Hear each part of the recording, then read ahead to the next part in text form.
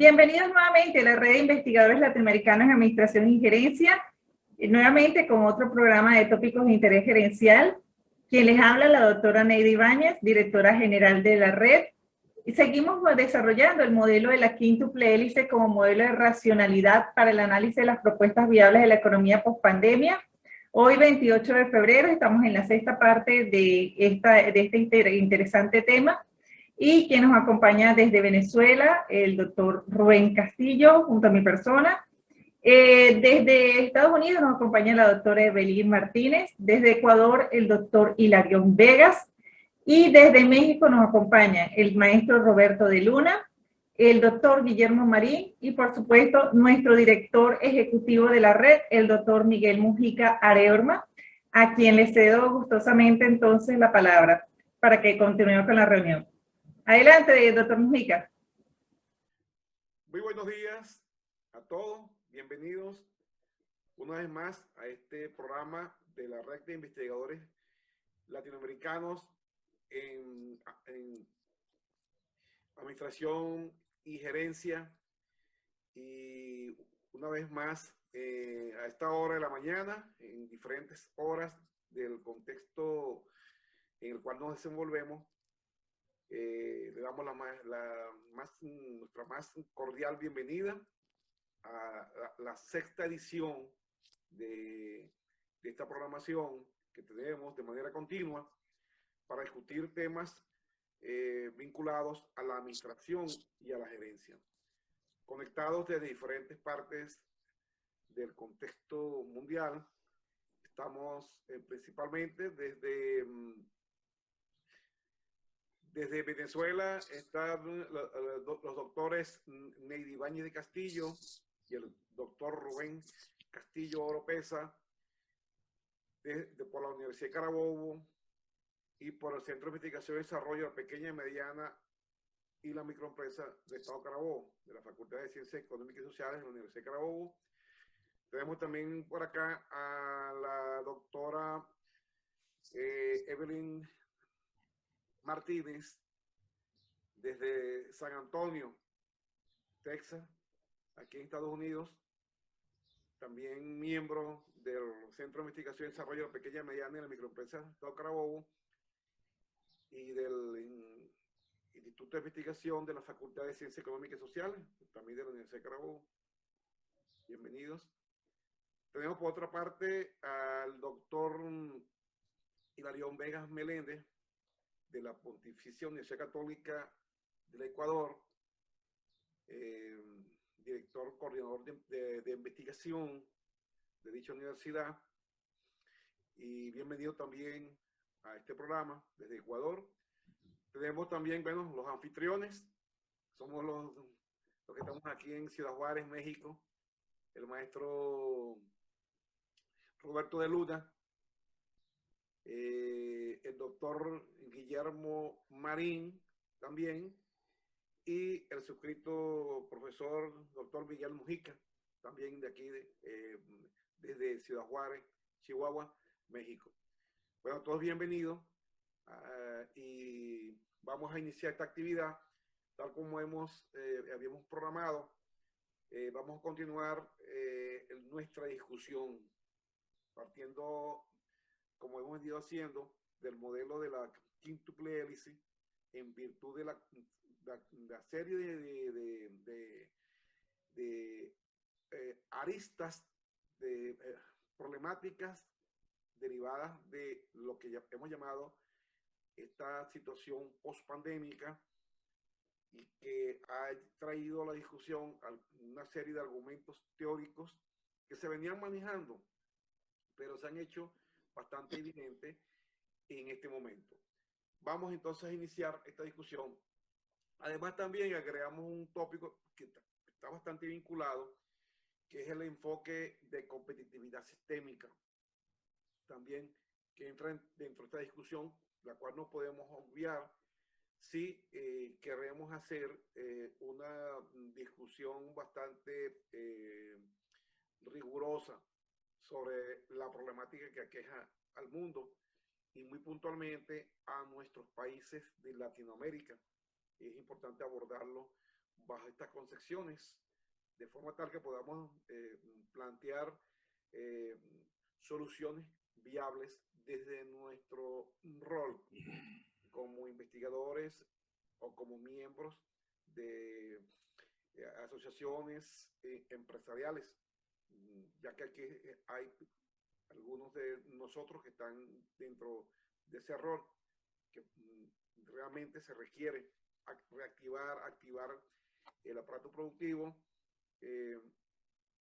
considerando también los otros elementos que entran dentro de esa acción de reactivar y reiniciar una serie de aspectos que tienen que ver con la actividad económica productiva. Vamos entonces a iniciar esta actividad y dentro de este orden vamos en primer lugar a iniciar con la doctora Neidy Ibáñez Castillo, continuamos con la doctora Evelyn Martínez, seguidamente seguimos con el doctor Guillermo Marín, el maestro Roberto de Luna y finalmente el doctor Rubén Castillo. En ese orden vamos a hacerlo, de forma tal que podamos alternar. Se nos quedábamos atrás también, antes de el doctor Rubén Castillo, rectifico, antes del doctor Rubén Castillo vamos a iniciar con vamos a oír los comentarios del doctor Hilarión Vegas, antes de, como vamos a colocarlo como penúltimo, y finalmente la última comentario lo vamos a dejar al doctor Rubén Castillo, en ese orden. ¿Estamos? Vamos entonces a iniciar. Bueno, adelante. Muy buenos días, muchas gracias por esta oportunidad nuevamente de reunirnos y conversar sobre unos temas tan interesantes, en este caso la unión de la concepción de lo que es la competitividad sistémica con las hélices del modelo de la quíntuple hélice, donde hemos conversado sobre los casos de universidad, empresa, el Estado, la sociedad civil y por supuesto lo que impacta al medio ambiente. Si bien lo hemos abordado en estas ediciones, siempre hay algo nuevo que acotar y a que hacer referencia. Y en este ámbito, involucrar la concepción de la competitividad sistémica, pues nos sirve para visualizar un poco lo que es cada sector, cada hélice, desde el punto de vista de la competitividad. En el caso de Venezuela, ubicándonos acá, pues nos damos cuenta que estos modelos funcionan siempre y cuando estén dentro de un sistema económico o capitalista o una economía de mercado, que no es el caso para el caso venezolano.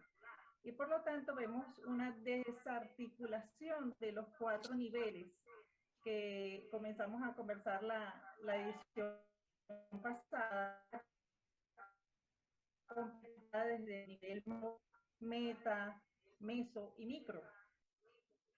Desde el punto de vista macroeconómico, pues Venezuela tiene desventajas que vienen ahondado desde el finales del 2017 por la hiperinflación, y que eso pues nos ha restado competitividad en Latinoamérica. Si bien vemos que tenemos una caída muy fuerte de nuestro Producto Interno Bruto mayor al 10%, y una recesión que los libros nos dicen que estamos en una depresión, primero si tenemos un PIB en caída mayor del 10% o si tenemos una recesión que dura 3 años o más. En el caso nuestro, eso es superado con creces y eso nos ha llevado a la situación actual de Venezuela. Ese ámbito macro pues va a infectar inevitablemente a nivel micro, y por eso es lo que le decía de la desarticulación, porque vemos, por ejemplo, nuestras firmas, empresas, nuestras pymes, que les hace falta capacitación, formación, que viene unido a lo que es el nivel meso.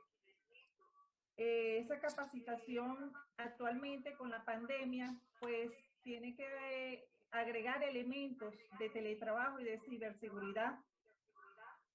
Otro elemento a nivel micro que estamos observando es precisamente la reducción de operaciones de prácticas gerenciales que normalmente veníamos aplicando, como el justo a tiempo. Y eso se da precisamente ante digamos, la ruptura de las cadenas de suministros.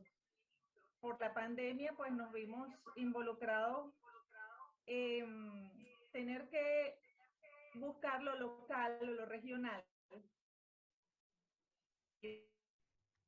para poder salir adelante en este momento con nuestras pymes y nuestras empresas. Otra de las cosas que se les ha sugerido para superar un poco la situación a las empresas es la revisión constante de precios, precisamente por estar en un área hiperinflacionaria. Y para terminar mi disertación en este momento, podría que ha impactado a los demás niveles. Y por último, el meso, pues, que como le decía anteriormente, está en unión con lo que estamos viendo, los impactos a nivel micro. Necesitamos una formación relacionada con el entorno global, pero que sea consensuado con el sector gubernamental y los intereses propios del sector empresarial. No podemos ir, digamos, de manera aislada.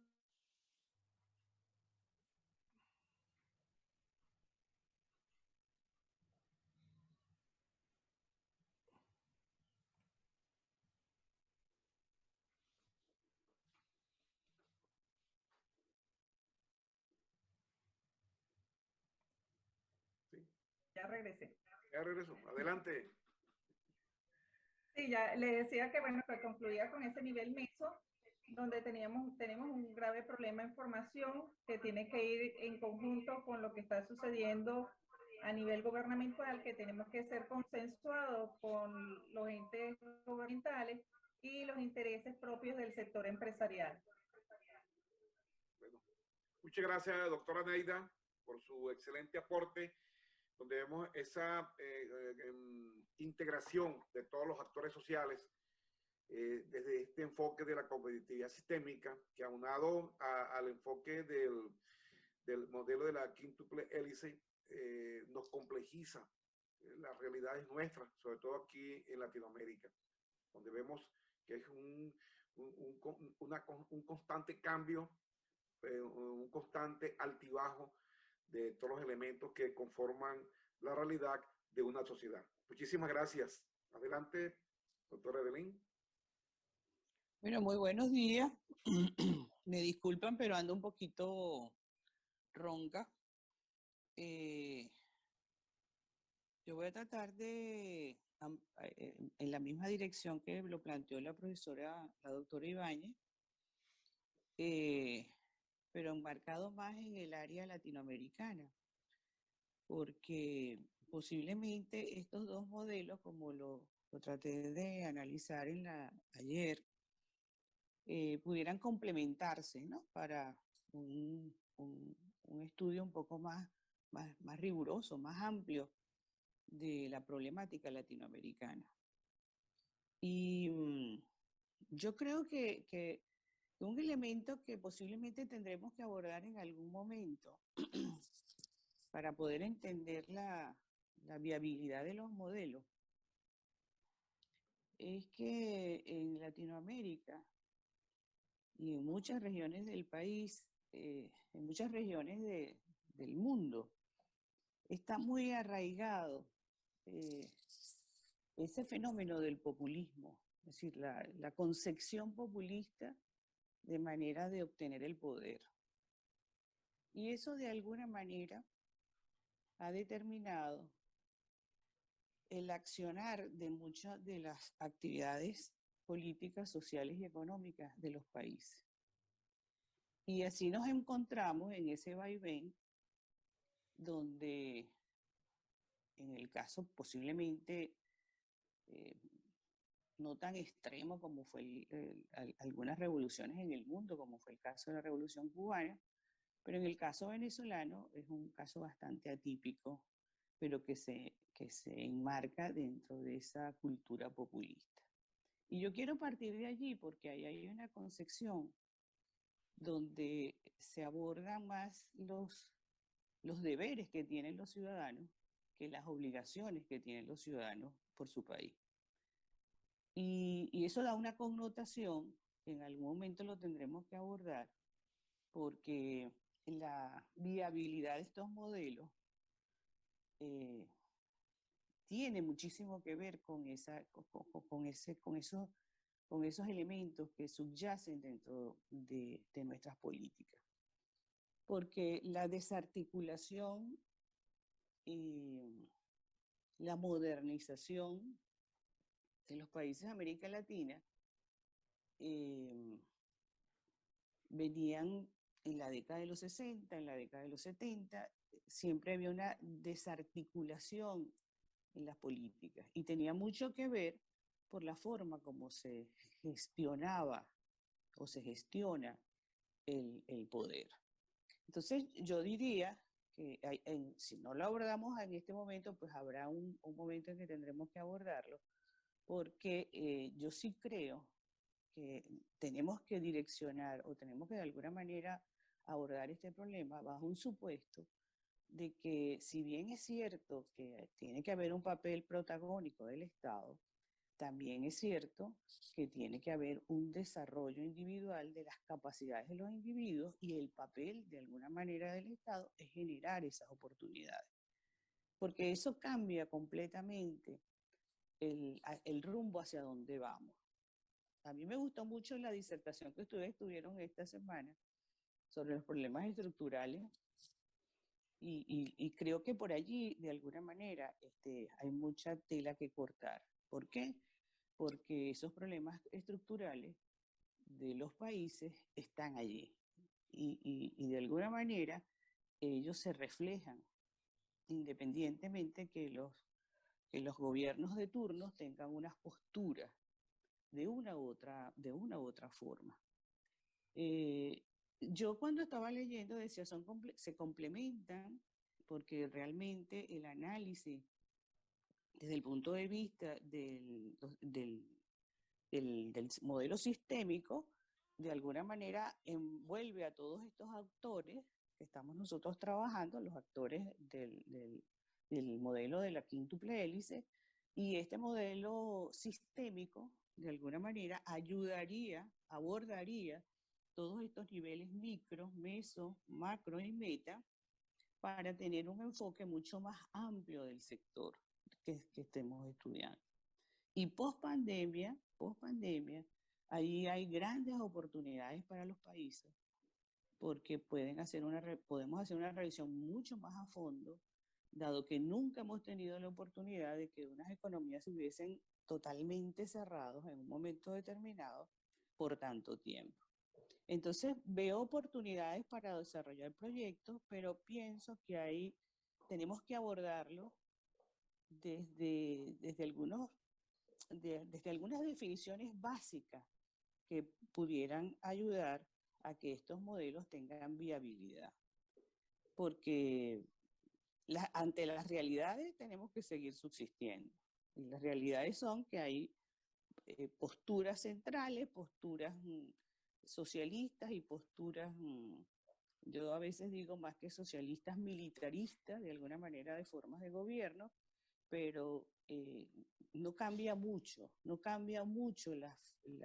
la forma de mantener el poder. No cambia en la esencia, pues ¿cuál sería la esencia? El mayor nivel de logro del bienestar de la colectividad. Entonces, hay indicadores que nos demuestran que muy poco hemos logrado en América Latina en función a muchas de esas variables que estamos estudiando. Esa es mi reflexión hasta este momento. Gracias, doctor Mujica. Muchísimas gracias, doctora Martínez, por tan excelente planteamiento, igual que la doctora Neidy Ibáñez, bien importante, un excelente enfoque.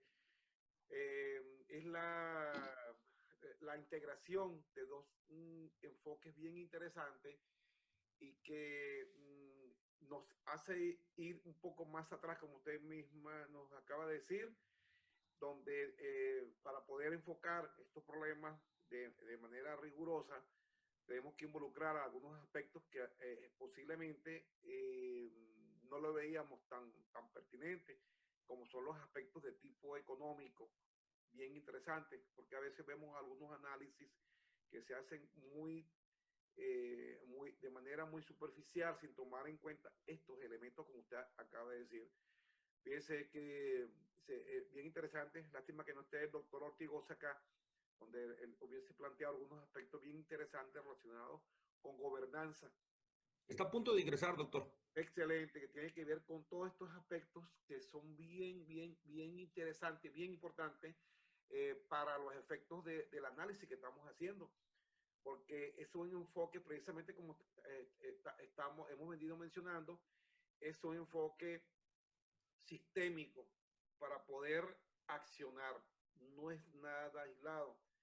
Y fíjese que usted está hablando bien interesante, doctora Evelyn, donde habla que es un aspecto también que tenemos que ver los aspectos relacionados con deberes y derechos, ambos aspectos que son bien importantes y que a cada momento nos lo recuerdan organismos como el Banco Mundial, el Banco Interamericano de Desarrollo, entre otros organismos, nos lo recuerdan muchas veces.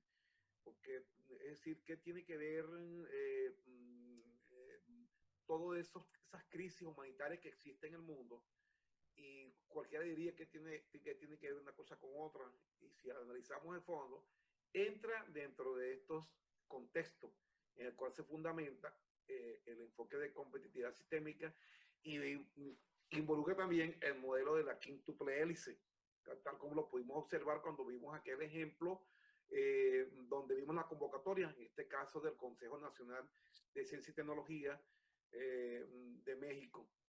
Y estamos seguros que muchos otros países también se involucran porque se fundamenta en lo que viene planteando, entre otros, la Oficina de Cooperación y Desarrollo Económico al respecto y otros organismos a nivel mundial.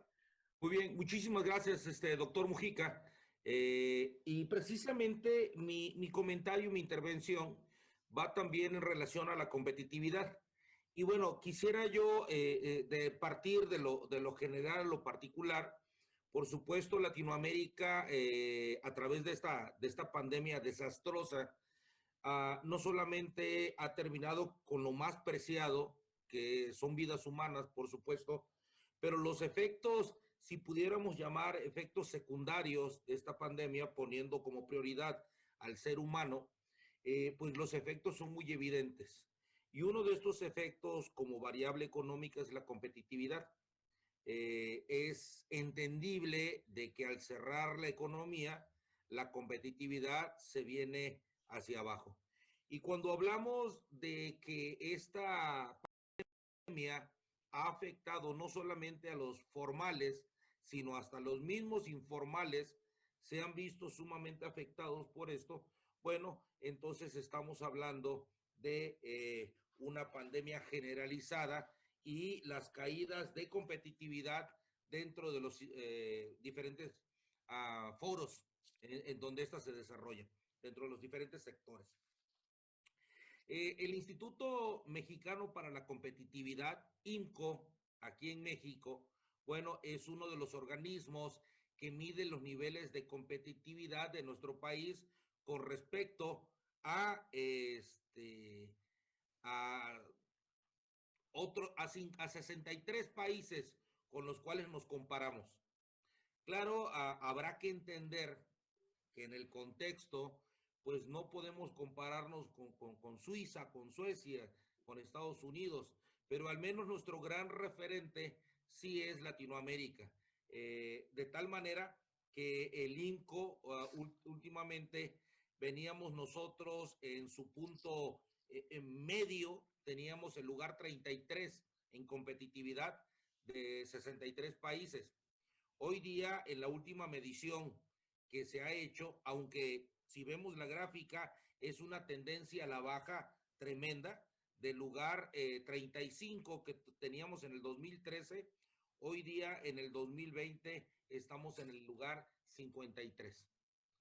Pero esto no es solamente por la pandemia ha venido a fortalecer esta caída, pero se ve claramente la tendencia desde el 2013 hacia la fecha, la caída del país. Hemos dejado de ser competitivos. ¿Cuál es la razón de esta cuestión? Bueno, habría que revisar las mismas indicaciones que nos da el INCO. Y me quiero referir primeramente a lo que el INCO mide a través de los efectos COVID-19. Uno de los rubros importantes es el mercado laboral. Se han perdido cerca se perdieron 5.2 millones, se han ido recuperando con estas, no quiero ser provocativo, pero con estas falacias de semáforos, ¿no? Iniciamos con una estrategia de semáforo rojo, amarillo y verde. Y como veíamos de que la economía no se recuperaba y que seguíamos cayendo puntos, entonces empezamos a inventarnos colores. Todo una gama de para no llegar al rojo, porque en el rojo se cierra totalmente el sector económico. Y entonces empezamos a jugar un poquito con el amarillo pollito, el amarillo mostaza, el amarillo naranja, el naranja, no sé, todo con la finalidad, y es entendible, de no llegar al rojo y no cerrarse. Hasta la fecha, 2.3 millones de empleos que se perdieron, no se han recuperado hoy día. Algo de lo que también se maneja es de que los trabajadores informales, por supuesto que también fueron afectados al no haber gente en la calle, pero este es el grupo, y esto es lo interesante, es el grupo que más rápido se ha recuperado. Han sido los más flexibles, han sido los de mayor poder adaptativo. Y hay ejemplos de la creatividad en el caso de México, que no dudo que sea en toda Latinoamérica, donde el mercado informal inmediatamente trató de acomodarse a esas condiciones. La creatividad creo que es la base también, o sirve de base para la competitividad, porque te permite ser flexible. Hace algunas semanas, aquí en Ciudad Juárez tuvimos una nevada bastante fuerte, un clima muy fuerte, de tal manera que se congelaron los ductos de gas que nos mandan de acá de Estados Unidos. Por lo tanto, no hubo para producir energía eléctrica, y así es de que no hubo energía eléctrica ni hubo gas. Un restaurante en el centro de la ciudad, al tener esa cuestión, lo primero que hicieron fue sacar asadores, poner carbón y hacer la comida en el asador. Y eso fue noticia nacional. ¿Por qué? Bueno, al no tener gas, tienes que cocinar con él, tienes que vender, tienes que mantener a tus trabajadores, ya cerrar y pagarles. Hay empresas que han pagado por un año, trabajadores que no regresan por esta contingencia. Entonces vas perdiendo competitividad como empresa, vas perdiendo mercado, vas perdiendo productividad. Los adultos y los jóvenes mayores han experimentado un mayor impacto, nos dice el INCO, por esta pandemia, como trabajadores formales. Para las mujeres, la recuperación del empleo estancada totalmente, ¿no? No hay avances. Los puestos de trabajo de bajos ingresos fueron los más afectados. Lo que sabemos, ¿no? Inmediatamente se va cayendo esto. Y por supuesto que también hay esto en el mercado laboral, pero también en la parte económica como tal. El INCO hace un estudio interesante. Ellos perciben una ligera recuperación económica. Los hombres regresan más rápido al mercado laboral que las mujeres. Hoy día, con el home office, bueno, esto ha logrado paliar un poco esta problemática. El 53% de las mujeres trabajadoras se concentra en sectores que han sido más afectados por la pandemia. por eso su recuperación es mucho más lenta. De alguna manera, las mujeres se encuentran representadas en puestos de liderazgo, de lo cual reduce su posibilidad de las necesidades de la mujer, y esto afecta totalmente dentro del mercado laboral. Muy pocas mujeres, hace unos días, doctores, tenemos un programa hermano llamado Foro Red, en donde platicamos algunas cosas, no de tal envergadura latinoamericana, pero muy locales y nacionales, y comentábamos esto, ¿no? El liderazgo femenino, y realmente en nuestro país, y creo que es una cuestión cultural en Latinoamérica, y de hecho en el mundo, porque encontramos que de 193 países solamente 10 mujeres eran líderes en esos 193 países. Por lo tanto, hay una bajísima representatividad de la mujer y sobre todo en el sector económico. Por lo tanto, pues es muy vulnerable a estos vaivenes de los cuales estamos trabajando. Y bueno, para concluir, la competitividad de un país tiene un rubro muy importante, como lo dice este modelo de las 5 hélices en el gobierno. Los grandes proyectos que al menos aquí en México se han desarrollado han resultado al final de cuentas ser elefantes blancos, han resultado ser negocio de unos cuantos, y bueno, la competitividad se ve golpeada de un país cuando los intereses oscuros y mezquinos pues se ven involucrados en esas grandes empresas y esos grandes proyectos de país. Por otro lado, en lo micro, yo lo he comentado en muchos foros donde he tenido la oportunidad de participar. Desde mi punto de vista como estudioso del emprendimiento, he considerado yo siempre que México no es un país de emprendedores, México es un país de valientes. ¿Y por qué de valientes? Porque aquí en México cualquier persona que le cae un dinerito, una liquidación o un ahorro, lo primero que piensa es en emprender, y que es excelente, ¿no? El problema es de que emprende sin conocimiento alguno, solamente con la competencia de querer, que es una competencia muy importante, pero no hay saber y no hay poder, no hay conocimiento y no hay habilidades. La cultura del emprendimiento no nace a través de un curso de 40 horas o de leer un libro de Miguel Ángel Cornejo. No, la cultura del emprendimiento es una cultura como tal que viene con hábitos, costumbres y tradiciones, y que se desarrolla a lo largo del tiempo a través de la imitación. Padres emprendedores, hijos emprendedores. Padres asalariados, hijos asalariados. Y por eso es bien difícil emprender en forma, porque no hay conocimiento. Si quiero cerrar con esto, y ahora me voy a la otra hélice, que es la educativa. La escuela privada tiene muy claro esto.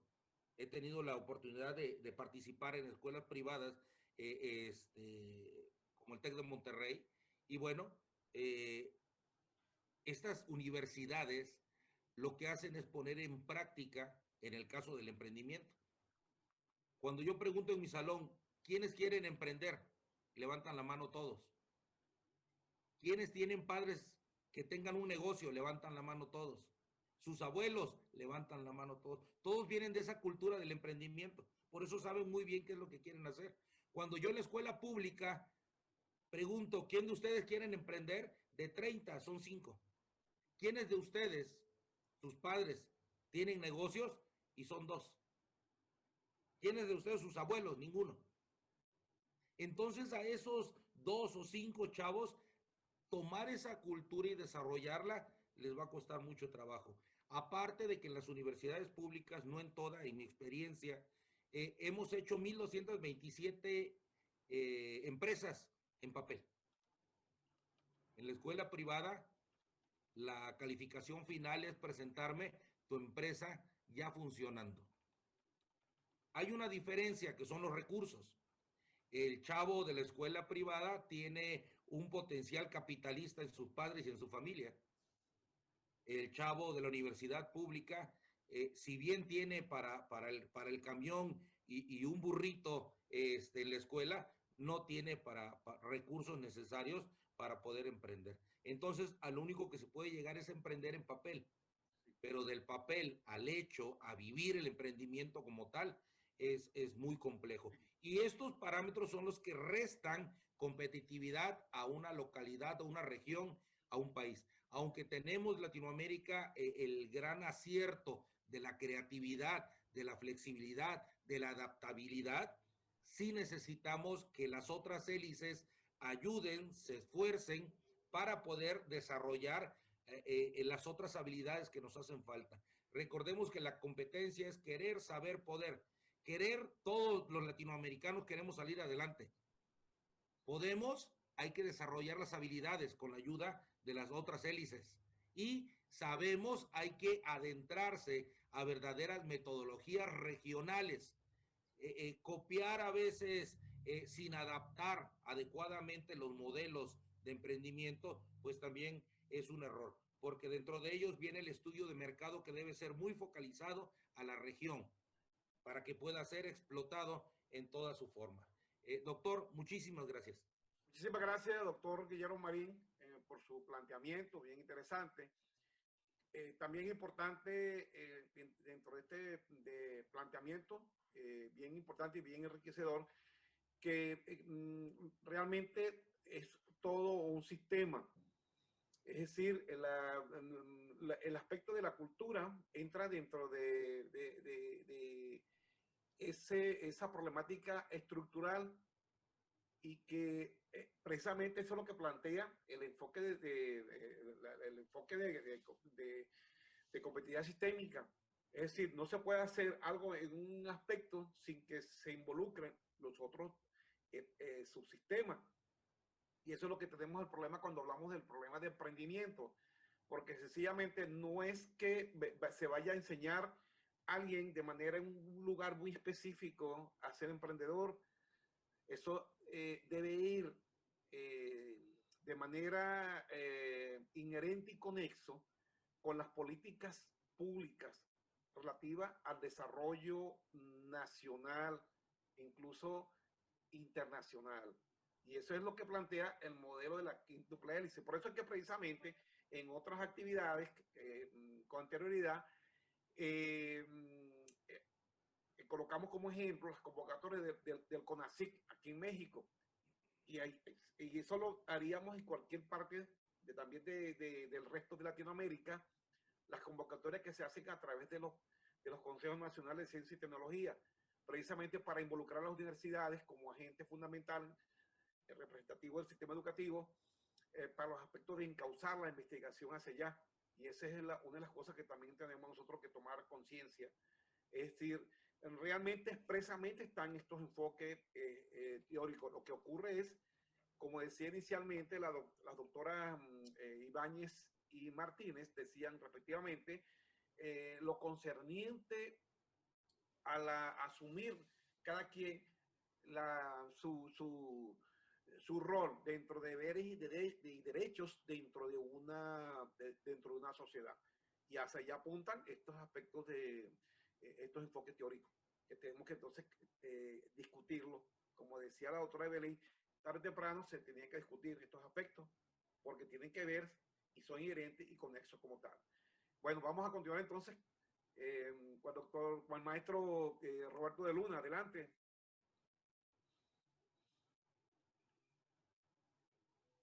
Muchas gracias, doctor.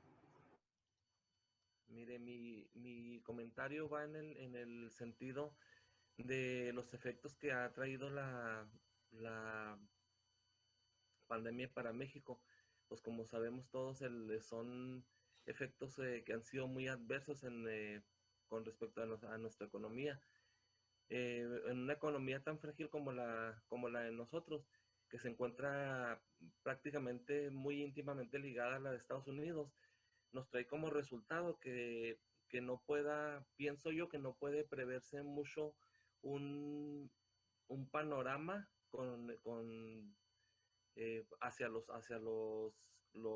hacia un futuro, por así decirlo. En materia de economía, el panorama para México pues depende mucho de muchos factores. Lo vimos, por ejemplo, en el problema que tuvimos en semanas pasadas con la contingencia, con la entrada del frente frío que tuvimos hace unas semanas. Vimos cómo el problema del congelamiento de los ductos de gas, cómo el cierre de los ductos de gas de Estados Unidos hacia México, pues nos trajo repercusiones a nosotros a nivel país. Bueno, en algunos estados fue en donde se sintió más este problema. Creo fueron 5 estados, pero que fueron los que se vieron más afectados. Sin embargo, creo que fue un corte a nivel nacional que se dio, pues bueno, que se fue restableciendo poco a poco. También otro ejemplo son las políticas que se dieron. Ahora que se dio el cambio en las leyes con respecto a la energía eléctrica en México, también vimos cómo iniciaron las fluctuaciones en el precio del dólar. Entonces, un ejemplo es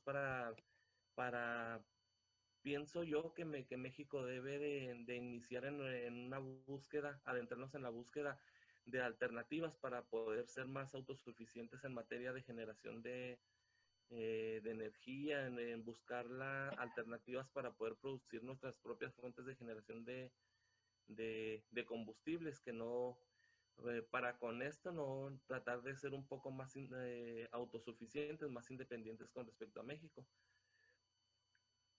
Estaba leyendo un poco acerca de lo que el Banco de México prevé en crecimiento para los próximos años. Aquí les voy a proporcionar algunos datos. Dice que según el consenso de algunos analistas consultados por el Banco de México, prevén que el crecimiento será del 3.74% de la economía del país para el 2021. Otro dato que nos menciona, dice que para el 2022 los especialistas esperan que el Producto Interno Bruto del país sea de 2.61%, dato mayor al estimado en la encuesta pasada, que fue de 2.59%. También menciona que dice el análisis de enero del Banco Mundial Central publicado, menciona que la inflación llegue a un nivel de 3.65% de este año, mayor al 3.57% estimado en el ejercicio de diciembre. Se espera que para el 2022 consideran que se colocará en 3.55%. Que fue muy diferente al dato que se dio de 3.53%. En cuanto al cambio del dólar, dicen que al tipo de cambio, los analistas prevén que al cierre del año será de 20.18 pesos por dólar, que fue lo que se dijo, menor a las 20.65 unidades que estaban previstas en diciembre. Entonces, si vemos estas cifras que nos va mencionando el Banco de México, Banjico, vamos viendo cómo el panorama va cambiando mucho dependiendo mucho de cómo se vaya dando pues algunas situaciones, como por ejemplo la vacunación, el proceso de vacunación que ahorita pues estamos, según vi un análisis de cómo iban la vacunación en algunos países, vi que México pues aún ahorita seguimos todavía muy atrasados con respecto a otros países. Entonces pienso que cualquier cambio, cualquier eh, mm, proceso adverso, cualquier cosa que no beneficia a México, va cambiando mucho las cifras, y que esto dificulta mucho poder hacer una perspectiva hacia el futuro, hacia hacia el año siguiente, hacia el año 2000, incluso hacia este mismo año 2021. Entonces, pues pienso que es importante la búsqueda de alternativas que puedan hacer más sólida la economía de nuestro país. Entonces, pues ese es mi comentario, doctor. Muchísimas gracias, maestro Roberto de Luna, por su aporte, bien importante, bien interesante, palabras clave de su aporte. Habló de autoabastecimiento de México, bien interesante, bien importante, y eso lo vimos en el efecto que tuvo este fenómeno climático recientemente, ¿no? Y que a la larga nos llama a la conciencia en cuanto a la reflexión de lo que ha ocurrido en nuestros países latinoamericanos. Muchas veces cuando tenemos dependencia de otro país, y eso es a la larga que tenemos que visualizarlo bien, sobre todo por nuestra característica de países en vía de desarrollo. No podemos perder la perspectiva al respecto. Y es importante tenerlo en cuenta, sobre todo los estudiosos, los investigadores, tenemos que tomar en cuenta ese elemento, esa variable, ese antecedente que puede llevarnos a explicar algunos de estos problemas estructurales, porque a veces visualizamos como si fuesen problemas coyunturales, y hay esa confusión. Muchos de estos problemas que tenemos nosotros son problemas estructurales, con mucha dificultad de eliminarlos. A veces pensamos que podemos eliminarlos, podemos mejorarlos, podemos optimizar, mas no podemos eliminarlos, porque esa es su naturaleza. Y eso es lo que tenemos que estar conscientes al respecto. Vamos entonces, bienvenido el doctor Ortigosa, que se está incorporando. Bueno, continuamos con el programa. Ahora seguimos con los planteamientos del doctor Hilarión Vegas Meléndez, desde Ecuador. Vamos a visualizar algunos aspectos interesantes, ¿verdad? Sobre todo considerando el contexto ecuatoriano, su vinculación con Latinoamérica, desde este punto de vista, donde estamos vinculando, interrelacionando el modelo de la quíntuple hélice con el enfoque de competitividad sistémica. Adelante, doctor Vegas Meléndez. Muy buenos días con todos. Muchísimas gracias, doctor, por su presentación. Agradecido también de compartir con mis colegas acá. Ya nos saludamos al principio cuando nos incorporamos. Sí, el tema de la competitividad, por supuesto, yo siempre he querido inicialmente rescatar ciertos elementos, ¿no?, que siempre me llaman la atención, que es importante, ¿no? Sobre todo el tema de la competitividad. Si nosotros rescatamos un poco el concepto de Porter, un poco el tema cuando él habla no solamente de producir y colocar productos en base a mejor calidad, precio, etcétera, y por supuesto, pero lo que más me llama siempre la atención, y siempre ha sido así, es el sentido de oportunidad que se tiene al momento de justamente no solamente de producir, sino también de colocar los productos en un mercado. Si lo hablamos, si rescatamos el término de lo sistémico, ok, siempre de lo sistémico desde el punto de vista de quien lo defina, vamos a llamarlo así, pero un poco rescatando un poco la posición de Zenger, uno dice, bueno, es el tema de la visión, es el tema de la interacción. Y justamente entre estos dos elementos que de alguna manera se destacan en estas definiciones, uno puede decir, bueno, desde el punto de vista de la interacción, también se pueden generar, o que los actores, mejor dicho, generen nuevas realidades. Estas nuevas realidades, por supuesto, a partir de esta pandemia que hemos vivido, lógicamente nos generó una nueva realidad. Hoy día uno le llama nueva, no recuerdo el nombre ahora que no le damos acá, pero es una nueva realidad, ¿de acuerdo? Esta nueva normalidad, perdón. Entonces, esta nueva normalidad nos lleva a nosotros, a la redundancia, a una nueva realidad.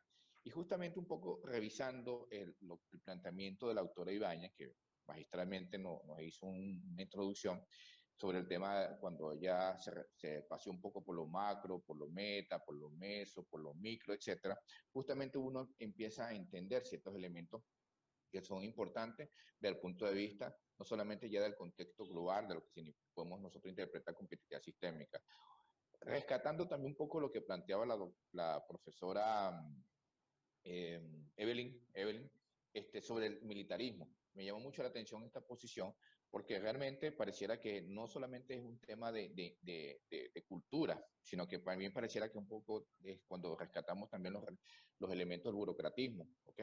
O del elemento que de alguna manera la burocracia, no solamente desde el punto de vista gubernamental, sino también incluso hasta empresarial, toma del militarismo, su estructura rígida, su forma de comportarse, su manera de generar los niveles de jerarquía, etc. Entonces, pareciera que hay de todo un poco en estas situaciones, ¿no? Y que, lógicamente, tenemos que aprender a repasar en qué se ha fallado y, por supuesto, ver en qué momento se puede redireccionar, no solamente en el contexto empresarial, sino también el contexto país. Es decir, el país como de alguna manera puede entender que debe asumir otros momentos, otras rutas, vamos a llamarlo así. La intervención del doctor Marín me llamó mucho la atención. Y doctor Marín, acá también pasa lo mismo, realmente. Sin embargo, yo me atrevo a decir algo o repetir algo que ya dije en días pasados, en intervenciones pasadas, que el emprendimiento, por ejemplo, aquí en el Ecuador, más es de necesidad que de oportunidad. ¿Okay? La gente necesita crear algo para el fin de semana o generar un adicional de su sueldo o de lo que de alguna manera, o en el mes, para redondear un poco sus ingresos. Entonces, no hay cultura, no hay formación, el Estado le propone a la banca privada, el Estado le establece a la misma banca pública que es importante apoyar el emprendimiento. Y este apoyo viene, por supuesto, desde el punto de vista del financiamiento. Y cuando tú vienes a ver una persona que no tiene formación, que no tiene cultura, que simplemente le han abierto la posibilidad a través de una política de Estado, a través de una política pública, que pueda acceder a una cantidad de miles de dólares sin ningún tipo de ciertos obstáculos. ¿Okay? Por ejemplo, usted puede ir a la banca pública y le dan $2,000. Te pide para que va a crear un puesto de hamburguesa. Y sin muchos miramientos, sin muchos requisitos, simplemente con la copia de la cédula de identidad, decir que usted tiene una idea de emprendimiento, llena un formatico, lo firma y le entregan $2,000. Listo. Si usted quiere más de $2,000, tiene que traer un acreedor, alguien que le acompañe, entonces simplemente, y a partir de allí, te dan hasta $5,000. Entonces, ¿y cuál es el siguiente paso? Aparte de la cédula, aparte de llenar el formulario, usted lleva solamente el acreedor y que este acreedor simplemente pueda garantizar ciertas obligaciones en caso de que usted no pueda. Entonces, listo, estos son los requisitos. Entonces, pareciera que uno puede decir, oye, y de paso no se le hace seguimiento, las personas se comen el dinero o lo gastan en otras cosas, y como un país puede generar competitividad desde la base social, desde la base comunitaria, desde la base de este tipo de política, para poder tener, por supuesto, oportunidades, un poco lo que Porte planteaba, el sentido de oportunidad. ¿Cómo tú de alguna manera realmente puedes hacer que un país tenga verdaderas oportunidades cuando realmente ni siquiera eres capaz de controlar el préstamo que tú le estás dando al ciudadano, que lo paga en muy cómodas cuotas con 6 meses de gracia? Vamos a llamarlo así. Entonces, ese sistema populista, creo que lo mencionaba la profesora Evelyn, justamente le hace mucho daño a cualquier idea de competitividad que podamos tener nosotros. O sea, cualquier planteamiento, cualquier propuesta, etcétera, que nazca desde la base del país, nazca de la base incluso de la academia, y que por supuesto vas contra esa corriente, donde es más fácil ir al banco, pedir el préstamo y simplemente te lo dan sin ningún tipo de inconveniente, ¿no? Entonces, ahí hay un elemento que nosotros, por ejemplo, en el caso de nuestra universidad, y en este caso yo estoy liderando este proyecto, que hemos creado algo que no es nuevo acá en Latinoamérica, pero que sí ha funcionado muy bien en Europa, que son, la llamamos laboratorios de innovación. Nosotros hemos desarrollado un laboratorio vivo de innovación empresarial justamente para identificar cuáles son este tipo de emprendimientos que pueden nacer con buenas ideas, como una buena idea de emprendimiento, como una buena idea para, para, para que las colectividades y, por supuesto, las comunidades puedan desarrollarse. Y otra es cómo lo incorporamos con el capital, ¿okay? Porque de repente usted tiene la idea, pero no tiene el capital. Entonces puede llegar a una asociación o una alianza estratégica entre el capital y, por supuesto, la comunidad en un momento determinado. Nosotros hemos servido de intermediario. Esta idea en Venezuela, si mal no recuerdo, y los profesores que están en Venezuela, si me ayudan a quizás recordar, no sé si ellos participaron en algún momento, existía un programa que se llama Programa Bolívar. ¿Okay? El Programa Bolívar, justamente en los años 90, justamente intentaba ver dónde estaban estos semilleros de innovación, estos semilleros que normalmente siempre podían encontrarse en las comunidades, podían encontrarse en las localidades y que no surgían simple y llanamente porque de alguna manera no contaban con los recursos necesarios.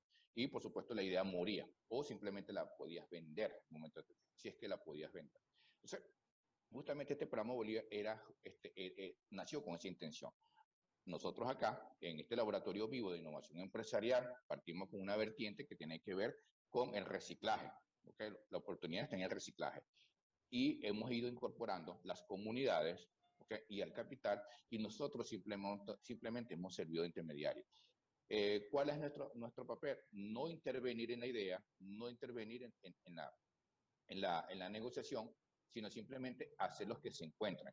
A partir de estos momentos de encuentro, hemos logrado crear, por supuesto, algunas vertientes que nos van a ayudar a nosotros para alimentar la parte académica y la parte de investigación. Y hemos servido, de alguna manera, o facilitadores en este sentido, para que ambos, que en ocasiones en Latinoamérica nos han querido vender de que el capital es enemigo de la comunidad, ¿ok? O que el capital no tiene esa posibilidad de acercamiento con la comunidad. Entonces, el discurso, un poco rescatando el planteamiento de la doctora Evelyn, justamente populista, el discurso que de alguna manera se ha llevado, es que, por ejemplo, aquí, ahorita también estamos en elecciones, el 11 de abril se definen las elecciones, y hay un candidato presidencial, por ejemplo, que ofreció $1.000 si usted vota por él. $1.000 si usted vota por él. ¿Entiendes? Entonces, y lo dijo en la primera vuelta. Y los resultados fue que este candidato sacó 32% de la votación y está de primero quedó de primero en el balotaje. Y el segundo candidato que te está diciendo, vamos a traer inversiones, vamos a traer capital, vamos a generar más empleo, vamos a generar un poco más de oportunidades, etcétera, etcétera, etcétera. Vamos a traer a la banca americana, vamos a traer bancos internacionales, etcétera. Quedó de segundo. ¿Entiendes? Entonces, con apenas el 19% de la votación. ¿Qué significa esto? ¿Qué lectura le podemos dar?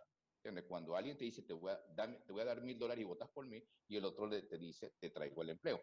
Entonces, hay un elemento muy, pero muy difícil con la cual se está enfrentando, ¿ok? Dos visiones de país. Y no yo me atrevería a dos visiones de país. Una visión que se afianza cada vez más en Latinoamérica. Y lo mismo sucedió en Venezuela y lo mismo puede suceder en Colombia, etc.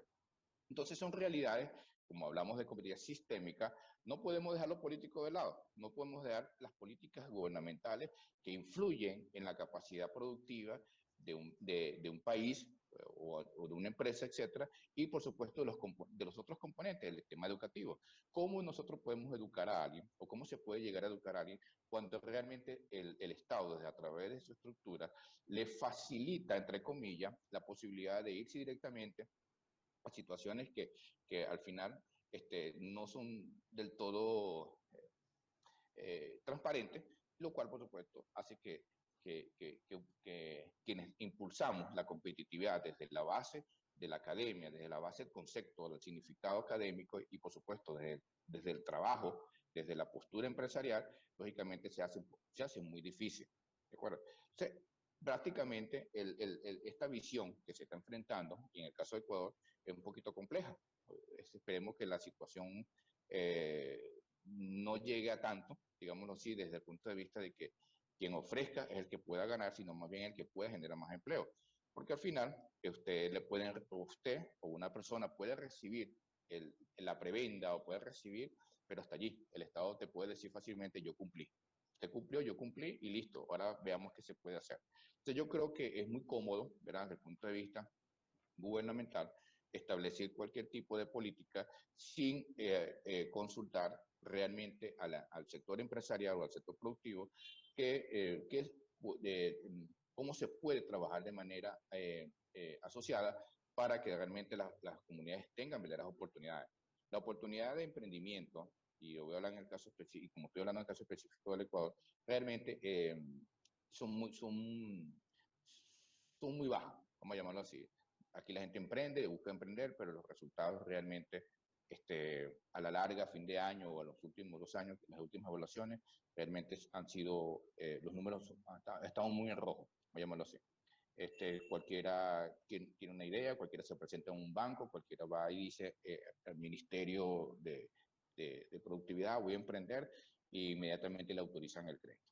Yo creo que hay que ser un poco más rígidos, pienso que hay que ser más cuidadosos con los recursos que se le asignan, y lamentándolo mucho, en esta realidad, eso no ha sido factible en este caso. Es mi comentario del día, doctor Miguel.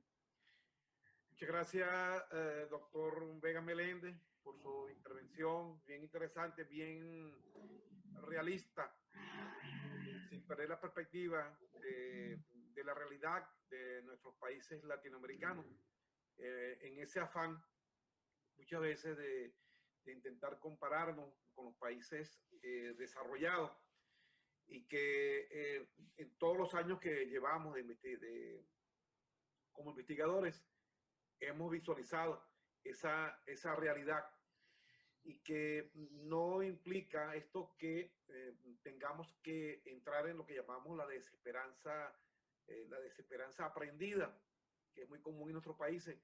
Sin embargo, es bien importante, ya cuando visualizamos hace rato, cuando mencionamos el asunto de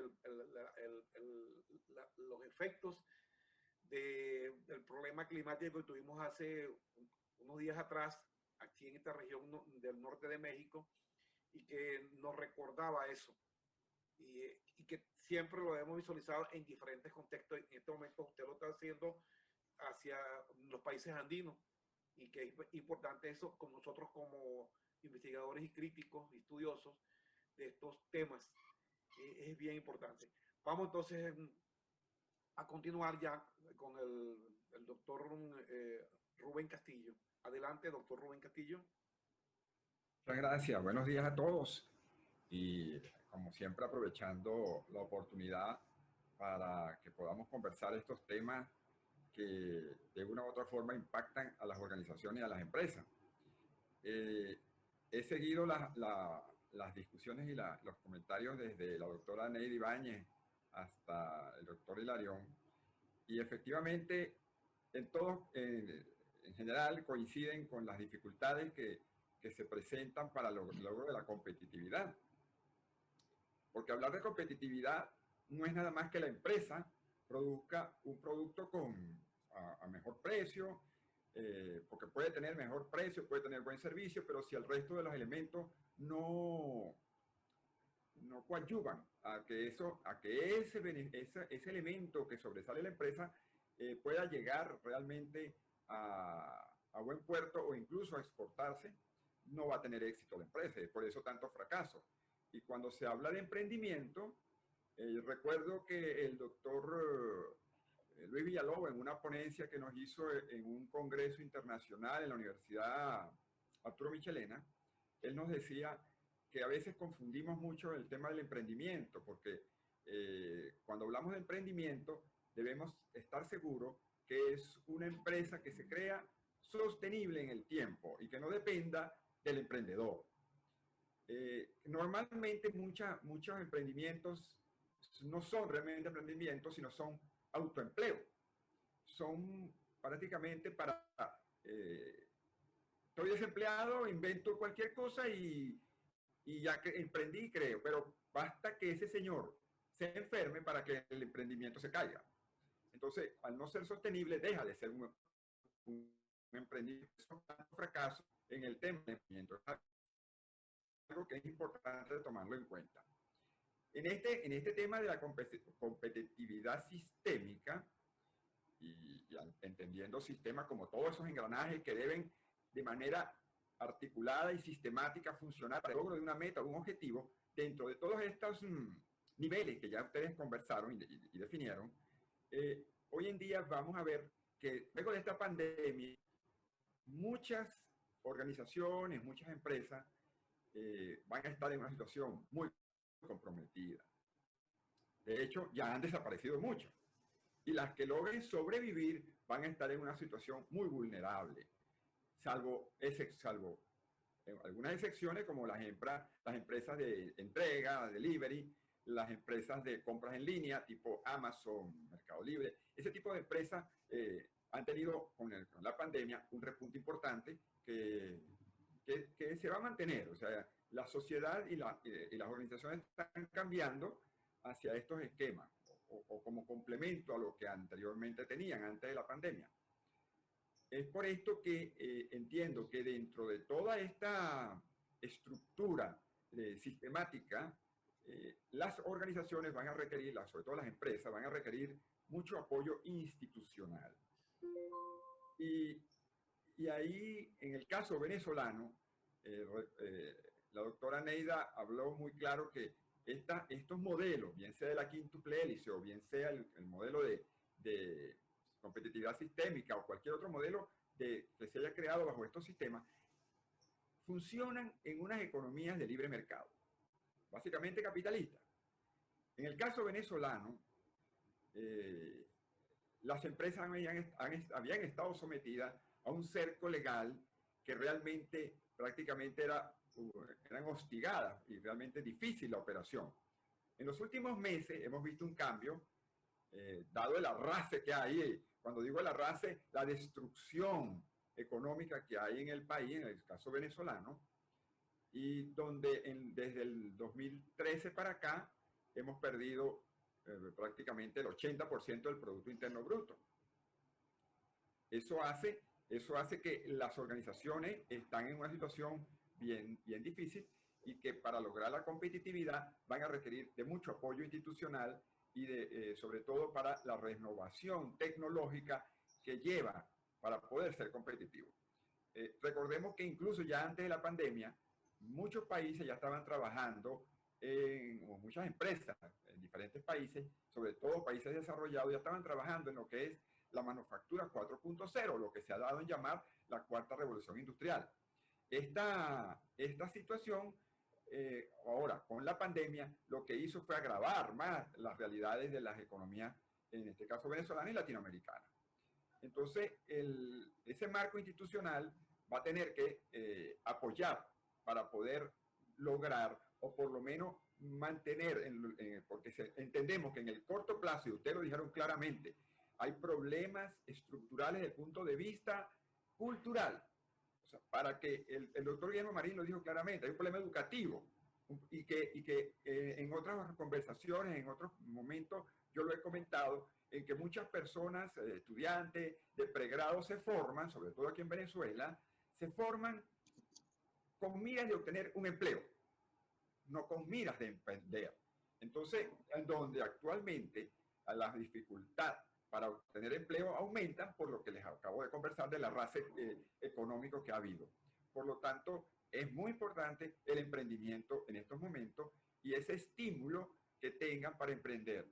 El doctor Marín decía, problema de recursos. Sí, es cierto, problema de recursos. Ahí es donde el aspecto institucional tiene que haber ese tipo de apoyo para lograr que esos recursos puedan llegar de manera sistemática, sobre todo sostenible en el tiempo, para que las organizaciones y esas empresas nuevas puedan mantenerse en el tiempo independientemente del emprendedor. Esos apoyos pasan por que no se generen distorsiones macroeconómicas como en Venezuela vinieron ocurriendo hasta hace poco. No permitir sobrevaluaciones de la moneda, lo que hace es perjudicar la producción en favor de la importación. el apoyo educativo, el desarrollo de la cultura, el apoyo crediticio. Si bien es cierto, el doctor Hilarión decía, aquí en Ecuador es fácil obtener un préstamo de $2.000. Pues en Venezuela eso no es así tan fácil, en el caso venezolano. En Venezuela no se obtiene ni $1 de préstamo porque la banca está prácticamente destruida. Los niveles de encaje legal que le exigen a la banca venezolana son de tal magnitud que no le permiten la posibilidad de dar préstamos, y lo cual destruye la capacidad o la función intermediadora de la banca para la colocación de recursos financieros. Eso aquí no está funcionando. Eso es necesario retomarlo para que, como otro elemento, ayudar a la facilitación del emprendimiento. Laboral, que permitan la flexibilización del mercado laboral. O sea, estas dificultades que tenemos sobre todo en Venezuela, y sobre todo sobre despedir personal es realmente complicado.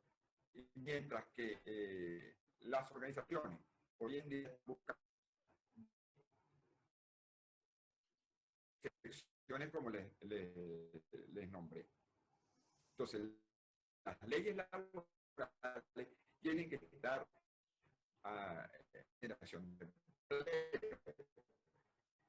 que permita que el empleador pueda fácilmente contratar, pero también despedir cuando sea necesario. Eso es fundamental para las organizaciones, sobre todo si queremos competitividad, porque el peso fiscal, los capitales, con este libre movimiento de capitales, puedan irse de un país a otro. Entonces, si un país me da mayor apoyo fiscal o mejor estructura fiscal para mi desarrollo económico, me voy a ir a ese otro país, porque el capital no tiene patria, sino donde esté la seguridad y el rendimiento. Y cuando hablo de la seguridad, me estoy refiriendo a la seguridad jurídica y se respete la propiedad privada. Esos elementos son fundamentales para el logro de la competitividad. Y bueno, no me quiero extender, hay mucha tela que cortar acá. Muchísimas gracias por esta oportunidad. Bueno, muchísimas gracias, doctor Rubén Castillo. Desde su planteamiento, vamos a definirlo, que es la expresión del empresariado venezolano. Exactamente lo interpreto de esa manera, ¿no? Y ustedes pueden darse de cuenta de las diferencias, posturas que se dan dentro de esta discusión en lo concerniente a la competitividad, al desarrollo y esa cantidad de planteamientos que giran alrededor. Vamos a iniciar la parte final del programa, que son los comentarios generales alrededor de la conversación que hemos tenido en esta mañana. Bueno, vamos otra vez a comenzar con el mismo orden que habíamos establecido. Adelante. Bien, muchas gracias. Gracias a todos los investigadores. De verdad, muy enriquecedor la mañana de hoy con nuestras posturas sobre este concepto, alrededor de este concepto de competitividad sistémica y cómo lo estamos viendo en los diferentes países del mundo y sobre todo en Latinoamérica.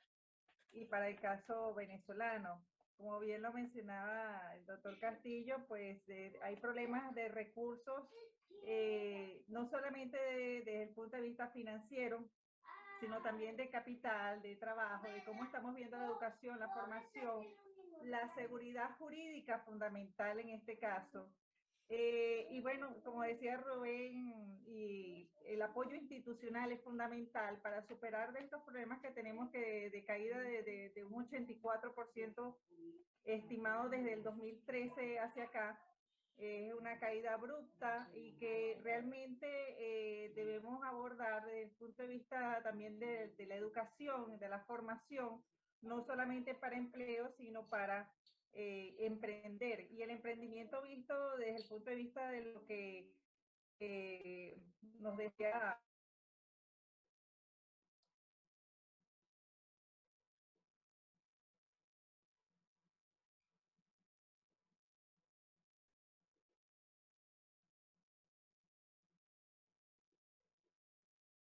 Adelante. Ya regresé. Sí, Bueno, sí. bien, desde el punto de vista del emprendimiento, como les decía, en el caso muy interesante que abordó el doctor Hilarión sobre emprendimiento que se ha dado básicamente en Latinoamérica por necesidad y debemos ir más allá hacia la oportunidad. Y yo le agrego un elemento más que es capacidad desde el punto de vista del premio Nobel Amartya Sen. Y bueno, superando estas barreras que nos decía el maestro Roberto de Luna, que hablaba de que, bueno, precisamente como ejemplo a México, que es un ejemplo a seguir, pues una economía como la califica de valiente, una economía donde realmente se da esa oportunidad de emprendimiento porque tiene un ambiente, un nivel macro bastante favorable. Y por supuesto también superando elementos o que se puedan superar elementos desde el punto de vista de la cultura del populismo, como bien lo mencionó la doctora Evelyn, y también lo abordó el doctor Hilarión en su exposición. Y por supuesto, bueno, yo quisiera aunarme para decirles que, bueno, lo importante es la transformación interna de cada uno de estos niveles, ¿no? ¿Cómo qué estamos haciendo al respecto para poder destrabar nuestro problema en producción conjunta, para poder, decía yo, traducir en capacidades y no solamente en necesidades? Eso es todo por el momento. Bueno, muchísimas gracias. Adelante. No, adelante, doctor Mujica. Bueno, muchísimas gracias, doctora Neida Ibáñez, en ese esfuerzo de integración, es decir, de lo que estamos discutiendo acá y tomando en consideración esa realidad de países en vía de desarrollo, donde intentamos conciliar estos conceptos de competitividad y que realmente responde a una realidad donde se vinculan aspectos como el populismo y otros indicadores que tienen que ver con el estatus real de estos países, que de una u otra forma difieren en ciertas aristas, pero coinciden en otras, tal como lo decía los que han expuesto, ¿verdad?, de las diferentes realidades, sea México, sea Venezuela o sea Ecuador. Y lástima que no esté aquí el doctor, el maestro Nacianceno de Italia, porque es posible que también ahí habrían algunas evidencias de esa dualidad que existen en algunos de estos países.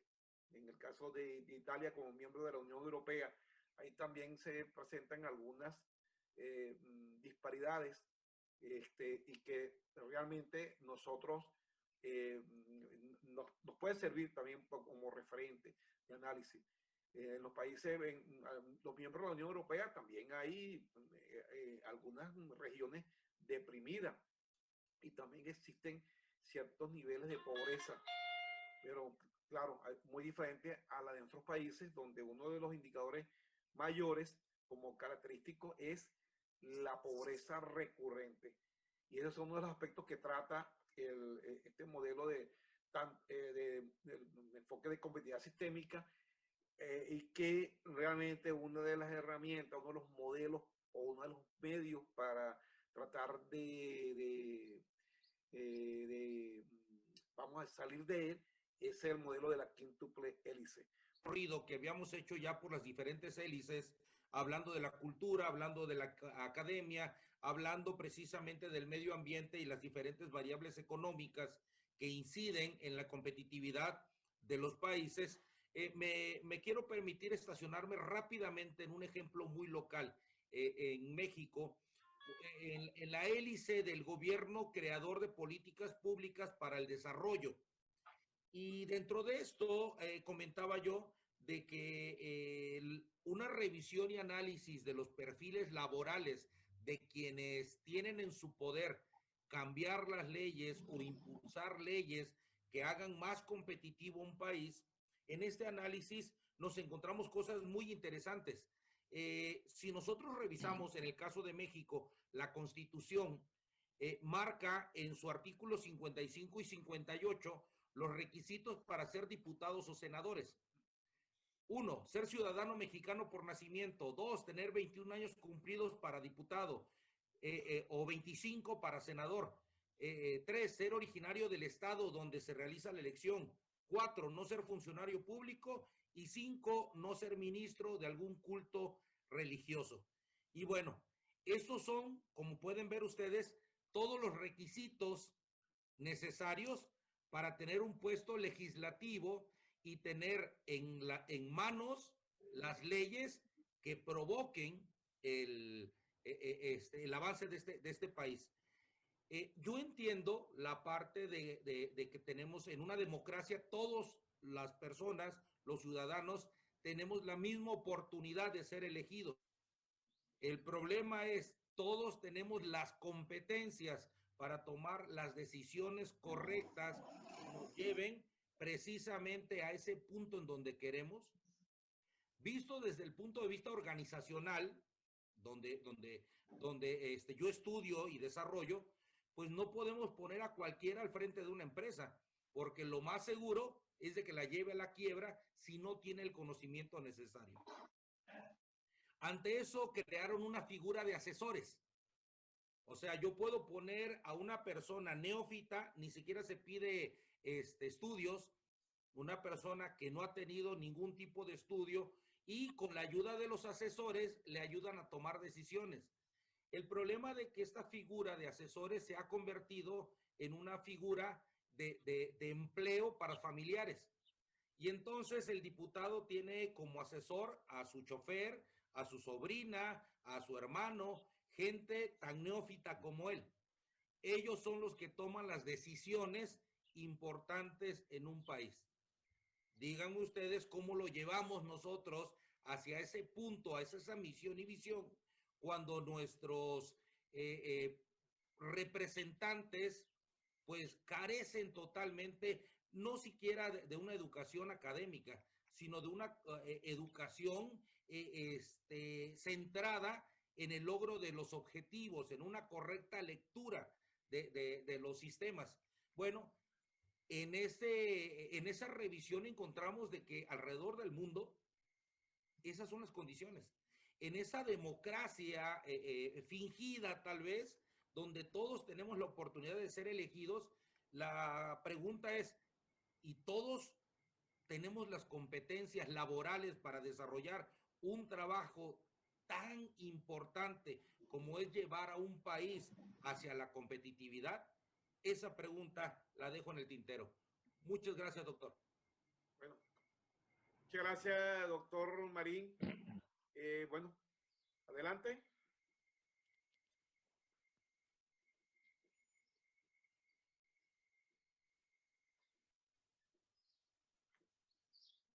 ¿Aló? Sí, adelante, adelante.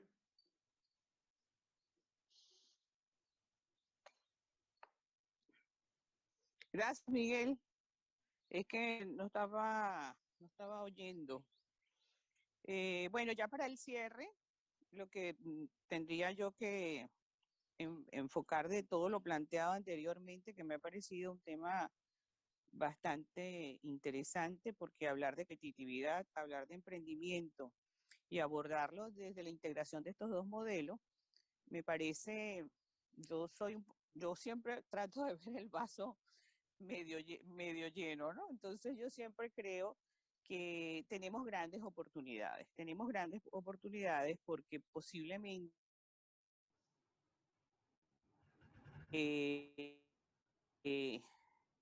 lo que fue, como fue el caso de la pandemia, y bueno, entonces ante esa realidad, la apertura puede hacer cambios importantes y no tratar tanto lo urgente, la estrategia lo urgente, ¿no?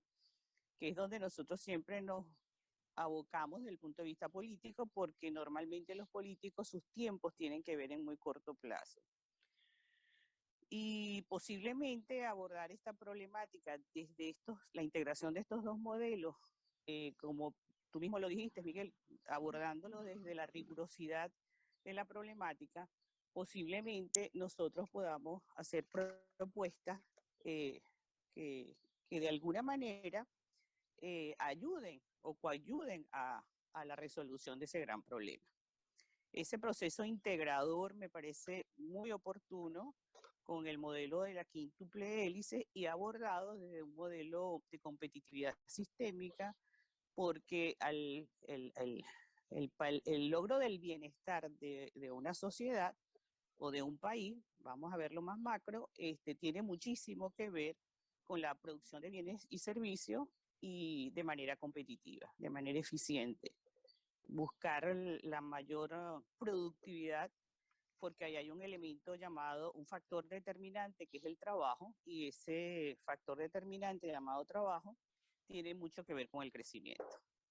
Y por el otro lado hay unos elementos de innovación y creatividad dentro de lo que hemos llamado de emprendimiento, que yo soy de las que considero que tiene que estar generando el Estado las oportunidades para que se desarrollen esas capacidades, que ahí está el sistema educativo.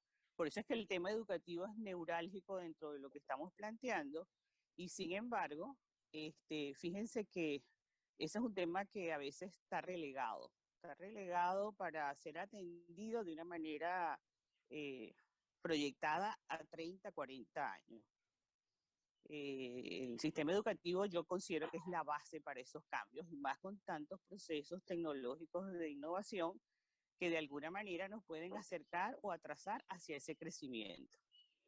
Entonces yo diría que yo creo que hay grandes oportunidades, que la capacidad de emprender sostengo que debe de alguna manera estar en base a lo que hemos planteado de sus capacidades dentro de la libertad del emprendimiento y del trabajo, para que realmente se dé el proceso de innovación y de creatividad.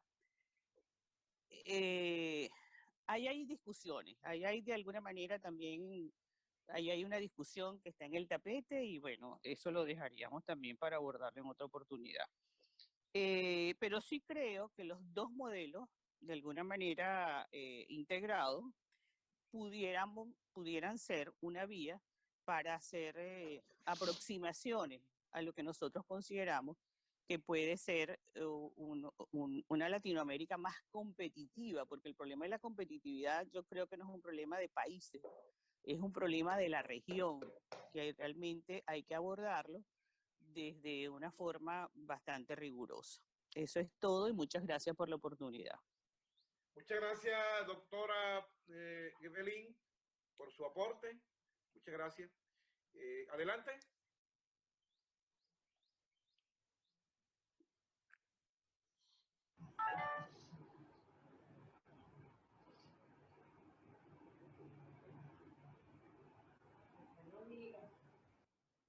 ¿Qué pasó? Sí, maestro ¿Aló? de Luna, adelante. ¿Cuánto te cuesta? Sí, doctor. Bueno, mi comentario final es el siguiente. Como lo hemos mencionado ya en repetidas ocasiones, pues sin lugar a duda, la pandemia es un problema global que ha traído múltiples consecuencias en todas las economías, aún en las economías más fuertes a nivel mundial, y es un problema del cual pues nadie quedó exento. Sin embargo, también considero que es importante tomar el aprendizaje que este problema social nos deja. Hay una frase que afirma que en periodos de crisis también surgen nuevas oportunidades que se pueden aprovechar para algunos fue una oportunidad para generar nuevos empleos, para otros también fue una oportunidad para poder transformar un modelo de negocios, de emprender, de generar tendencias de cambio. Entonces, en este sentido, pues podemos afirmar que la innovación y el emprendimiento es importante también aún en estos tiempos de crisis y de incertidumbre para, para poder a lo mejor tomar, hacer los cambios que por mucho tiempo habíamos pospuesto. Sin lugar a duda, eh, podemos afirmar, doctor, que algunas empresas se habían resistido a cambiar en esto de la tecnología. Muchos sabemos que las empresas que trabajan con respecto a la tecnología, ya lo mencionaban ahorita los ejemplos de Amazon, de Mercado Libre, que son que utilizan las tecnologías pues para poder ofrecer sus productos. Entonces creo que todos tenemos esa alternativa, todos tenemos a la mano una computadora, la posibilidad de poder emprender en este negocio. Y creo que pues que esas alternativas pueden ser muy, muy factibles para todas las empresas, y que esto nos puede permitir salir adelante en problemas o para poder superar obstáculos como el que se nos presentó con la pandemia. Entonces, ese es mi comentario final, doctor, que es importante pues emprender, tratar de buscar nuestro abanico de posibilidades, aún en las adversidades que se puedan presentar, como en el caso de la pandemia. Muchas gracias, maestro de Luna. Adelante, doctor Hilarión Vegas. Sí, mi comentario final quizás recoge un poco un par de ideas que se hicieron, ¿no? Uno tiene que ver con el tema de la gobernanza, ¿okay? Y el doctor Rubén Castillo magistralmente explicó la situación del empresario venezolano, ¿okay? Y por supuesto nosotros recordando nuestra gran Venezuela, que potencia, o sea, 70, los años 80, una gran capacidad, incluso hasta los 90, donde muchos de nuestros principales, vamos a llamarlo así, generadores de ideas empresariales se fueron a formar en el exterior gracias a un programa que se financió por parte del gobierno, y vinieron con muchas ideas. Lo que pasa es que en algunas ocasiones uno pudiera decir, en descargo de algunas ciertas situaciones, es que muchos de ellos vinieron con poca sensibilidad social. Sin embargo, creo que los programas y las ideas que se planteaban en aquel momento de crecimiento económico, de desarrollo, para Venezuela en aquel momento eran simplemente magistrales. Sí creo en el tema de la gobernanza en términos de, por supuesto, esa alianza que debe existir entre lo que es empresario, lo que es, por supuesto, el mismo Estado, por la aplicación de las políticas públicas que debe desarrollar, de las tomas de decisiones que debe hacer, y, por supuesto, de la universidad. La universidad es una gran escuela, es una forma, por supuesto, de mostrar la teoría y unificar con la práctica, y esa alianza triple o triple alianza, incluso incorporarse una cuarta, que puede ser la sociedad civil organizada, puede generar buenos resultados en términos de gobernanza. El mundo no se divide solamente en estos dos aspectos que voy a comentar ahorita, uno de Europa y Estados Unidos. Si nosotros revisamos el contexto general, vamos a llamarlo así, en Europa nos encontramos con que está la escuela de historiadores. En Europa podemos encontrar una escuela de edificadores. En Europa podemos encontrar la escuela de la política social. Pero si nos vamos a un país que muchas veces criticamos, pero que sigue siendo una gran potencia, por supuesto nos encontramos con que en Estados Unidos nos encontramos una escuela de presidenciables. Creo que lo decía el doctor Marín por allí en términos de su intervención, de los perfiles de los quienes de alguna manera nos gobiernan o legislan en un momento determinado. Los americanos saben que deben crear una escuela de presidenciables. Quizás no lo tienen con ese nombre, pero sí no dejan nada al azar. Tienen una escuela de empresarios, ¿okay? No de emprendedores, de empresarios. Todos ellos, de alguna manera, a través de sus políticas educativas, saben que necesitan la generación de relevo y que eso, por supuesto, no dejan eso al azar. Creo que de alguna manera esa escuela de empresarios, ¿okay? Y que nosotros de alguna manera hemos intentado en América Latina de emular, por darle otro nombre, escuela de emprendedores, de aquellos, porque siempre nos sentimos menos, decimos, bueno, somos emprendedores, no somos empresarios, porque queremos darle un nuevo contexto, queremos darle lastimosamente al mundo, diciendo que también estamos iniciando, tenemos menos posibilidades, menos oportunidades, menos recursos y somos emprendedores. Entonces, yo creo que muchas veces intentamos minimizarnos y por supuesto se aprovechan las grandes potencias o aquellos que de alguna manera tienen mayor posibilidades no solamente de desarrollar, sino convertirse, repito, en sí mismo una potencia.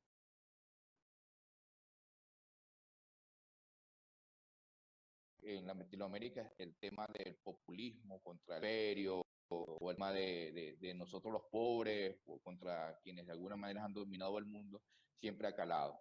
Y lamentándolo mucho, eso no ayuda en el tema de la competitividad y mucho menos desde el punto de vista de la sistémica. ¿Okay? Entonces yo creo que ahí tenemos nosotros mucho que mejorar como países, o sea, como región en este caso, para que de alguna manera realmente podamos sentirnos a la par, ¿de acuerdo? De estas grandes potencias. Estados Unidos tiene problemas, los europeos tienen problemas, todos tenemos problemas, y sin embargo, no se minimizan. En Estados Unidos hay pobreza, seguramente Belín, que está por allá, seguramente la habrá detectado o la habrá ubicado, seguramente, pero también tiene grandes oportunidades, ¿entiendes? Lo que yo siempre yo tengo un trabajo de investigación que estoy desarrollando que se llama Oportunidades de Negocio desde el Garaje. El garaje, los americanos, ¿okay? Es una gran oportunidad de negocio. Si no se lo preguntamos a ¿cómo se llama? No solamente a Bill Gates, se lo podemos preguntar a Steve Jobs. Entonces, justamente, no tenemos la cultura del garaje, o sea, del emprendimiento desde el garaje. Nuestros estudiantes, simple y llanamente, preparan su tesis, su trabajo de investigación, y creo que alguien por ahí mencionó, o sea, graduamos, pero simplemente graduamos empleados, o sea, no graduamos personas que tengan visión empresarial, simplemente, y queremos acomodar el discurso con visión de emprendimiento, en vez de decir, vamos a crear, ¿verdad?, los espacios de desarrollo empresarial. Y simplemente nos acomodamos a lo que la corriente discursiva nos trae, y para no estar quizás fuera de contexto, quizás para no enfrentar una ola tan fuerte como que de repente, o de modismo, como llamarlo así. Entonces, de alguna manera, creo que hay momentos en que nosotros ya, y quizás esta red, gracias a estos espacios, justamente ponen al debate esto, y justamente el debatir nos ayuda a nosotros a abrir un poco más el horizonte, quizás entender realidades que desconocíamos, y justamente esta situación que se ha ido viviendo a nivel latinoamericano, por supuesto, a veces sentimos esa desesperanza. Creo que el doctor Mujica le dio un nombre, ¿no? ¿Cómo es que se llama, doctor? La desesperanza acostumbrada o algo así, ¿no? Aprendida, gracias. Entonces, hacemos un esfuerzo, luchamos, revisamos, analizamos, proponemos, pero... Sí. Hilarión. Hola. Bueno, sí, ese es un término de la sociología. Lo venían usando los investigadores de la Universidad Católica Andrés Bello en Venezuela y otros investigadores latinoamericanos, sobre todo cuando hablaban de la pobreza recurrente. Tú estás hablando, hay algo muy importante que se recogió acá. Tú hablas, Hilarión, del programa Bolívar. ¿Te acuerdas de Belín? el programa Bolívar, Tomás Páez. ¿Te acuerdas? Evelyn, hola. ¿Me oyen? Evelyn, hola. Yo creo que Evelyn no está. Evelyn, hola. Programa Bolívar, Tomás Páez, las antenas. Tenía que ver con ese programa del incentivo para emprendedores. Ese era un problema, era un programa, un proyecto que venía, creo que de la OEA, de la Organización de Estados Americanos, incluyendo había, creo, si mal recuerdo,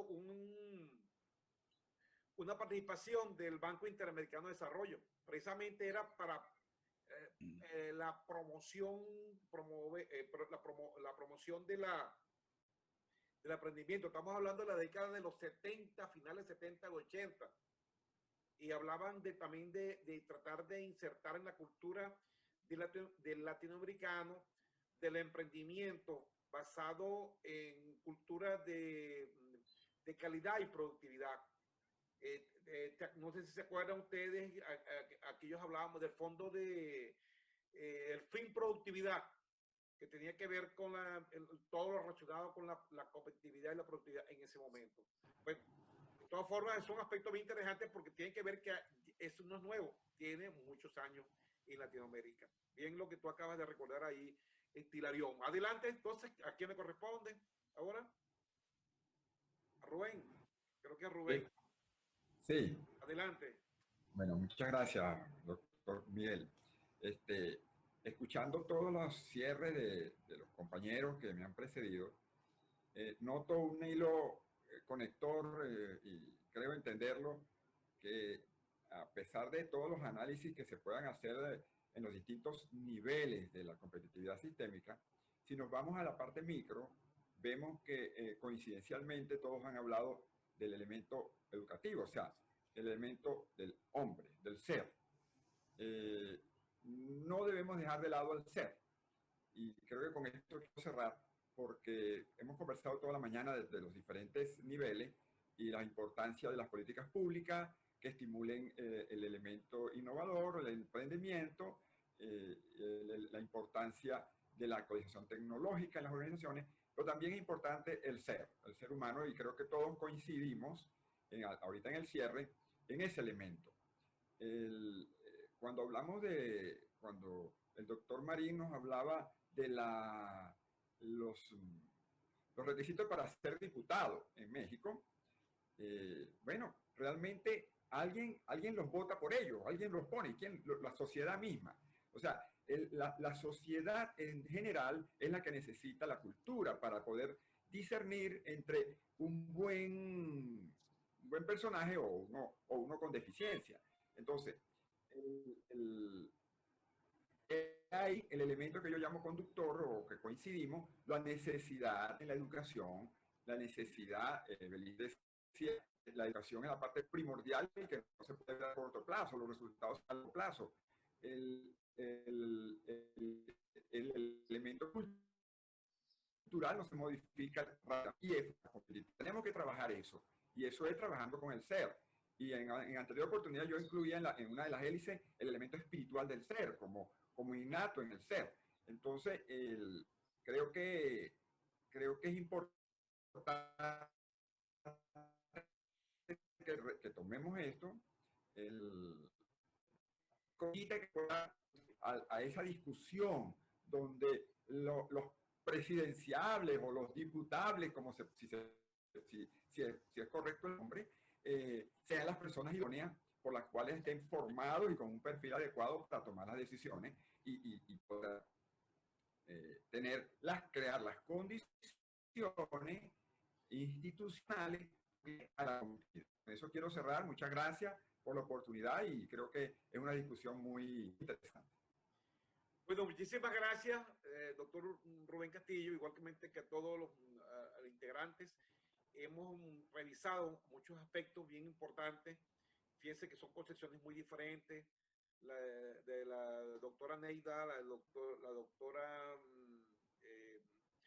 Evelyn, La del doctor Guillermo Marín, muy importante, muy interesante, contextualiza plenamente en México desde el punto de vista, incluso hizo énfasis en estos aspectos relacionados con esa cultura del emprendimiento como tal, que también después lo toma desde el punto de vista de Ecuador, el doctor Hilarión Vega, el planteamiento del maestro Roberto de Luna, y así sucesivamente. Y son cuestiones bien interesantes, bien importantes, porque tienen que ver con todos estos elementos que estamos nosotros planteando. Y que yo voy a permitirme rápidamente, ya que se nos está acabando el tiempo, ya esto se nos cubre realmente lo que nos resta al respecto, antes que nos pasen factura por la licencia que tenemos aquí. Hay una cantidad de aspectos bien importantes y que nosotros tenemos que, lógicamente, tomar en cuenta en este aspecto como tal. Y que a la larga tendríamos nosotros que considerar y que es muy importante que tengamos en cuenta. Entonces, hay una cantidad de aspectos, yo se los explico grosso modo, se las envío también, que tienen que ver con todo lo que estamos nosotros visualizando acá, y hablamos de autores como el concepto de competitividad de Porter, todos los elementos que están vinculados con, y estos aspectos lógicamente hay que revisarlos. Fíjense que estamos viendo también ya lo mencionaron anteriormente, la concepción porteriana. Hay que revisar incluso el diamante de Porter, y haciendo una retrospección de todos estos aspectos. El diamante de Porter. El diamante de Porter, sí. El diamante de Porter, muy bien. Tenemos que revisarlo. Porque hay una cantidad de elementos que se vinculan con esto. Y que es como desempolvar algunos de estos elementos, donde tenemos que ver todos estos elementos, las famosas determinantes, las principales, las secundarias, que después fueron refutadas por algunos autores al respecto, y que a la larga van a darnos inclusive algunas explicaciones acerca de los llamados índices de competitividad, a los que siempre estamos expuestos y que a veces son manejados políticamente por algunos, por los que realmente ejercen poder económico a nivel mundial. Y así entramos finalmente al concepto de competitividad sistémica, que pudiera ser una herramienta que nos permite acercarnos un poco más a lo que nosotros visualizamos como la competitividad para los países en vía de desarrollo. No es sencillamente que andamos buscando un parámetro adecuable a nosotros, de facilismo, de fácil certificación, no, sino que sencillamente es un acercamiento a nuestra realidad que permita, lógicamente, mejorar la calidad de vida. No podemos hablar de competitividad si la calidad de vida nuestra es precaria, me refiero de otros países. Y así ya tenemos que orientarnos. El esfuerzo que se ha dado paulatinamente alrededor de ello. El año 2006, me acuerdo, participé en un evento mundial en Francia, y una de las exhortaciones que se nos hizo el representante del Parlamento Europeo al evento fue sencillamente que los investigadores en las escuelas de negocio, es decir, las escuelas de administración y afines, en las cuales estamos todos nosotros, los que estamos presentes acá, el esfuerzo tiene que orientarse a la búsqueda de optimizar las condiciones sociales y económicas de nuestros países, optimizando los procesos productivos. Y entre otros aspectos, hablaban de mejorar lo concerniente a la calidad, productividad, competitividad, sumando al final, como resultado, el bienestar social y económico de los habitantes. Esas son una de las cuestiones, y acotaba, Latinoamérica tiene ventajas comparativas infinitas, comenzando por su gente. Ese tipo de opiniones muy interesantes nos debe llamar a la reflexión. Bueno, ya finalizando, muchísimas gracias a todos. Doctor Guillermo Marín, bien puntual y excelente su planteamiento, bien sincero. El maestro de Luna, igualmente. El doctor Hilarión Vega, excelente, muy bien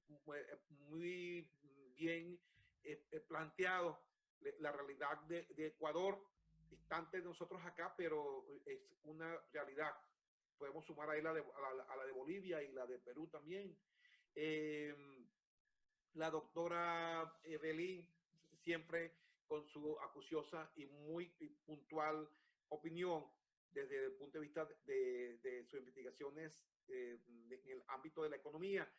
El doctor Rubén Castillo, siempre con su postura como empresario, como dirigente de Cámara Empresarial y de Institución Empresarial Transnacional, bien importante y bien interesante. Como yo siempre he dicho, bien importante el planteamiento de la libertad que iniciativa empresarial, muy importante eso, que es la piedra fundamental para el avance de cualquier país. Y la doctora Neidy Ibáñez de Castillo, lógicamente, nuestra coordinadora del Centro de Investigación y Desarrollo de la Pequeña y Mediana Empresa de la Facultad de Ciencias Económicas y Sociales de la Universidad de Carabobo, con su planteamiento bien, vamos a decir, bien interesante y bien profundo. Y de verdad que a todos, muchísimas gracias, de verdad, por la intervención de todos. Bueno, a todos, feliz fin de semana y nos vemos en la próxima reunión. Muchas gracias. Gracias. Gracias, Miguel. Hasta luego.